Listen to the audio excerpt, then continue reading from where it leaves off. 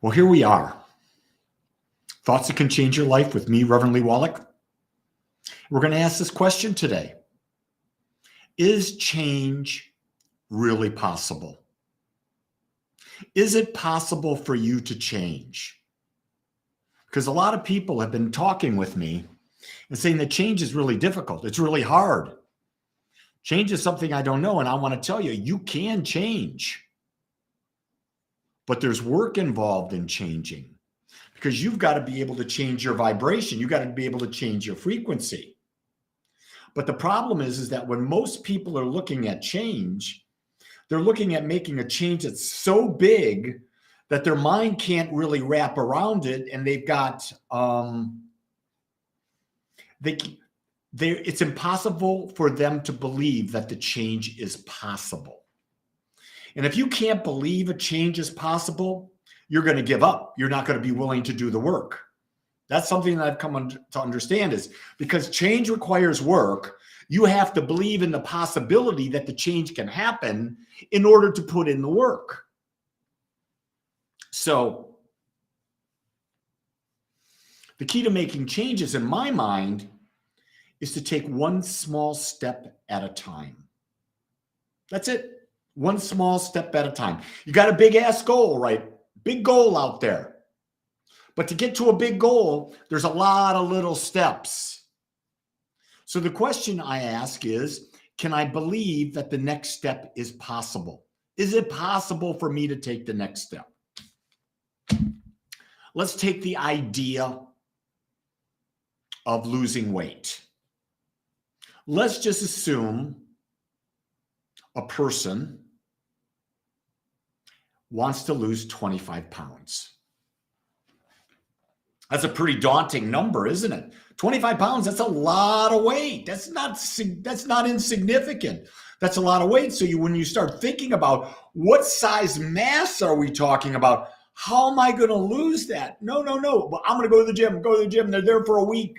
They're eating a little bit. Oh my God. Nothing happens. They don't believe it. But what if you broke it down and said, I want to lose 25 pounds, but my first step is, how can I take a small step today, this week? Well, could I lose a half a pound this week? A half a pound in 7 days. Around 1,750 calories, or roughly a little over 250 calories a day. Could I lose 250 calories a day? Well, wait a second. What would that entail to lose 250 calories a day? Well, if you're drinking soda, it might mean you just don't drink 2 sodas. That's the calories. You might take a walk for 20 minutes. You might not have that bowl of ice cream. But you see, if I can lose 250 calories a day, every day, in a year, I will have lost 26 pounds.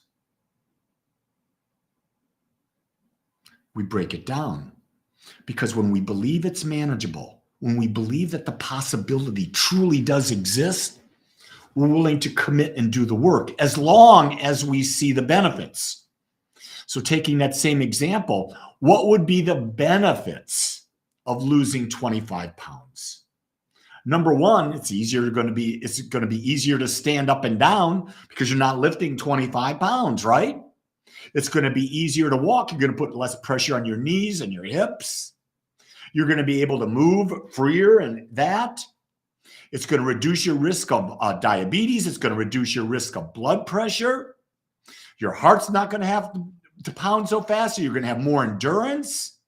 You can keep going and go. I'm going to look better. I'm going to be able to look down and see my toes. You can go on and on and on, and you can see the benefits. And when you build the benefits along with a realistic expectation and you implement that the change is surely to occur. And we can break that down into any aspect of life. Any aspect of life, we can break it down that way. You know, I've got a lot that this is one of the things on the questionnaire I sent out. People wanted to know how to change. People want to change, but they seem to be 25 to go. You're rocking it, McBride. Keep going, bud.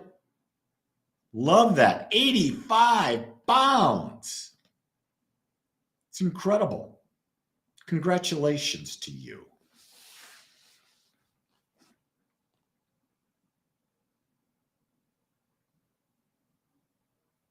I wanted to make a smart ass remark, and I don't think I'll do that.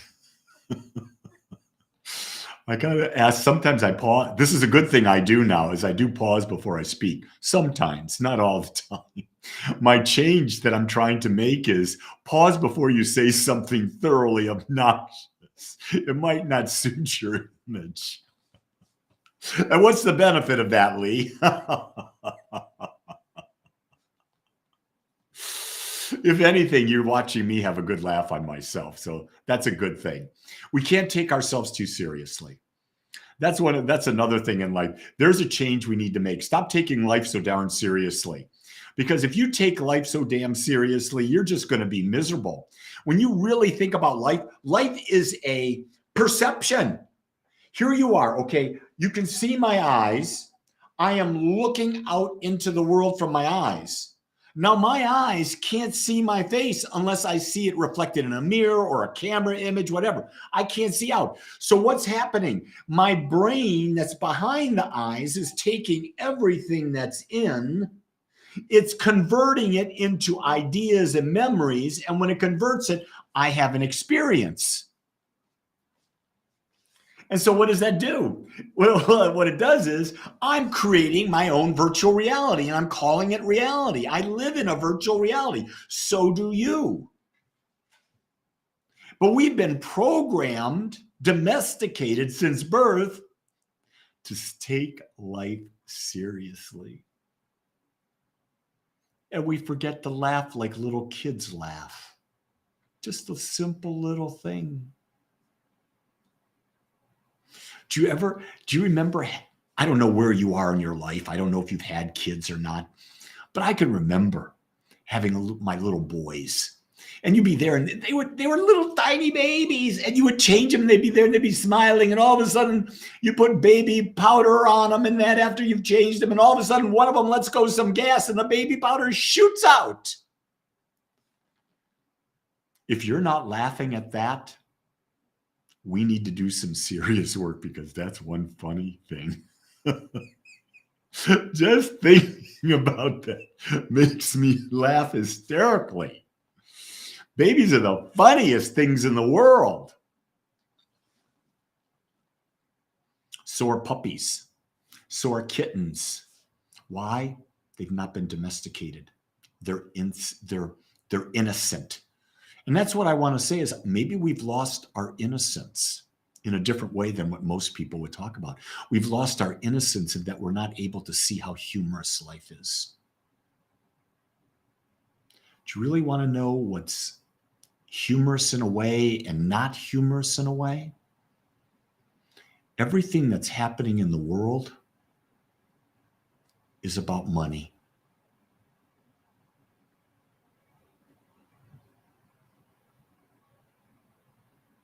Everything in the world seems to be about money. Why is there war? Money. Why is there this? Money. What is it you've been taught? You want to know what's going on? Follow the money trail. That'll tell you what's going on. Why not follow the laughter? Why not follow the joy? Why not follow the expansion, the growth? Why not follow the questionnaire? Corey, I hope I have your email. I'm sorry, should have sent you the questionnaire. I thought I was current on everything I do, because I am one of those people that I'm very current on and following up on my words. So joy is a compass, yeah, Richard, but also balance. I'm really about balance more than I am about joy, because if I can see the balance in life, I'm looking at it through the eyes of the divine.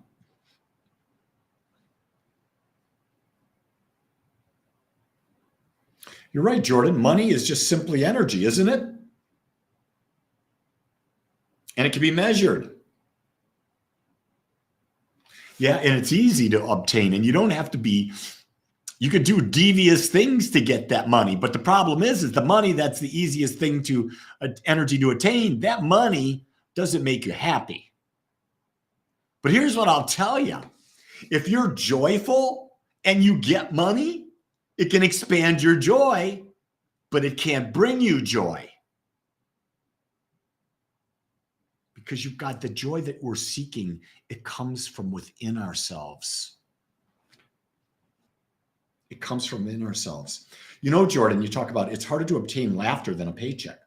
So I've studied a lot of different things, but one of the books I read was The Way of the Superior Man by Dr. David Deida. It's about how to have a meaningful relationship. It's one of the many books I've read on that. And the doctor, he says this: here are two simple things that you can do that'll keep a woman happy in a relationship.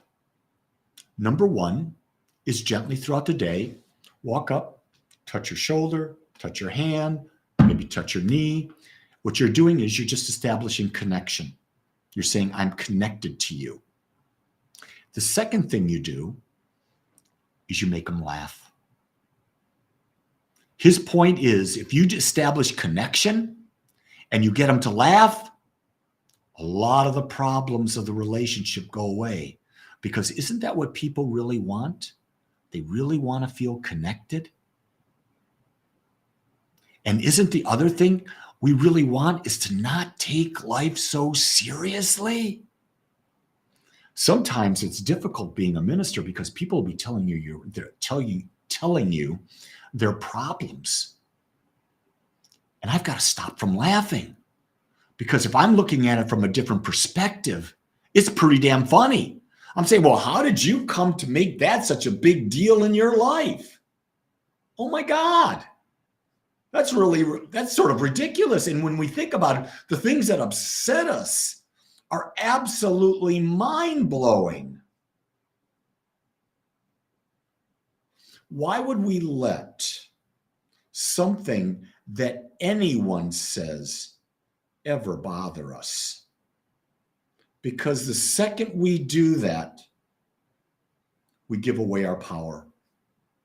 We are saying that the individual who is saying that thing is more powerful. They're above us. We're beneath them. And what they say matters more than we matter. Now, there's a change that we ought to be making. And that would require a lot of work, because we've been conditioned from the time we were born to honor authority instead of honoring our inner being, our intuition, the divine calling from within us.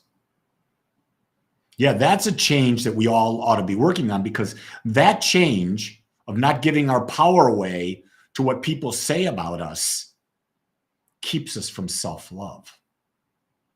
And if we can't have self-love, we can't love anybody else.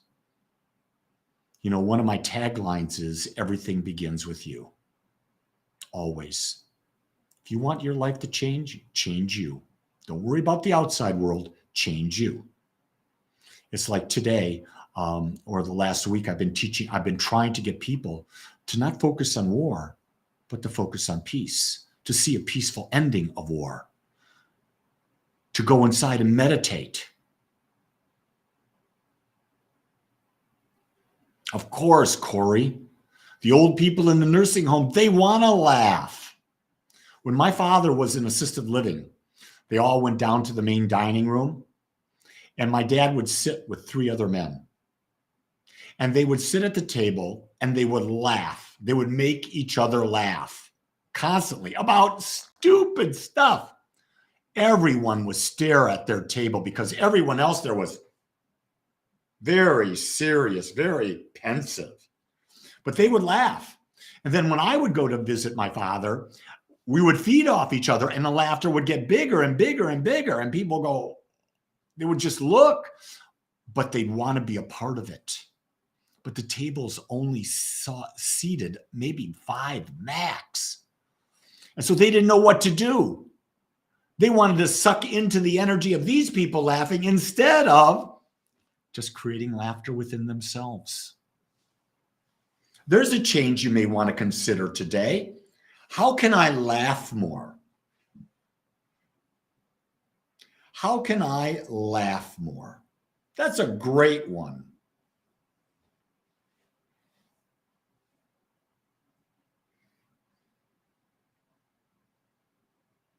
Hey, wow. Look at how long I've been yapping today with you. Must be a topic I enjoy. But anyway, is change possible? Yes. Does it require work? Yes. How do you change? One step at a time with a big reason behind it. A big reason behind it. You can do it if you want to. We'll continue this until tomorrow. Be you, because it's the only thing you can do. Love you so much. Have a great day. Bye-bye.